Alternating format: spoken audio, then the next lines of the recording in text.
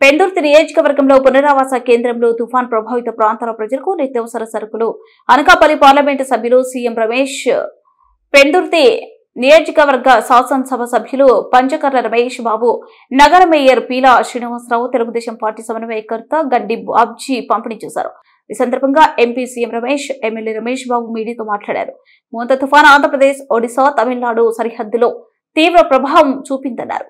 కూటమి ప్రభుత్వం టెక్నాలజీ ఆధారంగా 24 గంటలు మానిటరింగ్ వ్యవస్థ ఏర్పాటు చేసిందని వివరించారు. అధికారులు, ప్రజాప్రతినిధులు, స్థానిక నేతల సమన్వయంతో తుఫాను ఎదుర్కొంటున్నారన్నారు. 3 రోజుల ముందస్తు జాగ్రత్తల వల్లే తక్కువ నష్టం జరిగిందన్నారు.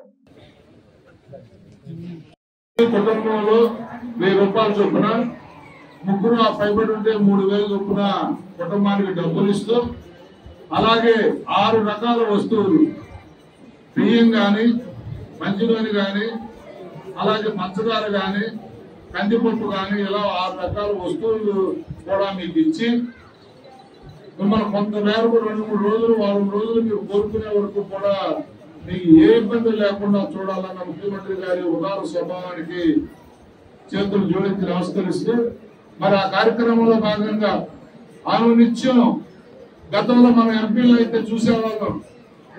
ఎంపీలు అనేవాళ్ళు రోడ్ల మీదకి వచ్చి 4 రోజుల నుంచి ప్రజల్ని ఎలా కాపాడుతున్నామో మీ అందరికీ తెలుసు. గౌరవ ముఖ్యమంత్రి నిద్రాహారాలు అందజేసే కార్యక్రమాన్ని తీసుకున్నాం. ఇదే కాదు, రోడ్లు కానీ ఇందాక కార్లో వస్తున్నప్పుడు చెప్పారు ఎంపీ గారు, పంచాయతీరాజ్ రోడ్లు కానీ, ఆరోగ్య రోడ్లు కానీ, ఏదన్నా కాలువలకి, నదులకి గట్లు తెగిపోయినా కానీ అన్నిటికీ కూడా ఎస్టిమేషన్స్ రెడీ చేసి 2 రోజుల్లో అధికారులతో పాటు నాకు ఇవ్వండి, సంబంధిత మంత్రులతో మాట్లాడి నేను కూడా అవన్నీ హతాహతం చేసిన మోంతా తుఫాను పరిణామాలని మనకు తెలుసు.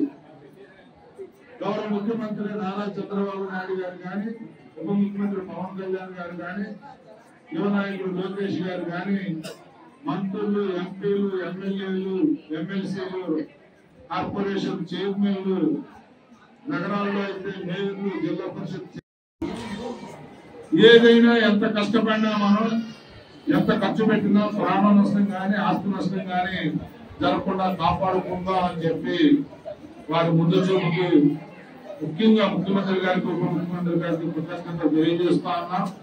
అన్ని ప్రాంతాల్లో కూడా బ్రహ్మాండమైన సర్వీస్ ఇచ్చిన మా శ్రేణులందరికీ కూడా, తెలుగుదేశం, బీజేపీ, జనసేన శ్రేణులందరికీ కూడా కృతజ్ఞతలు, ధన్యవాదాలు తెలియజేస్తూ, మరి అన్ని ప్రాంతాల్లో కూడా తుఫాను వచ్చింది, బాధితుల తర్వాత వదిలేసామనే నేపథ్యం గతంలో లాగా, గత ప్రభుత్వంలో కాకుండా ముఖ్యమంత్రి గారు ఎవరినైతే పునరావాస కేంద్రాలకు చేర్చామో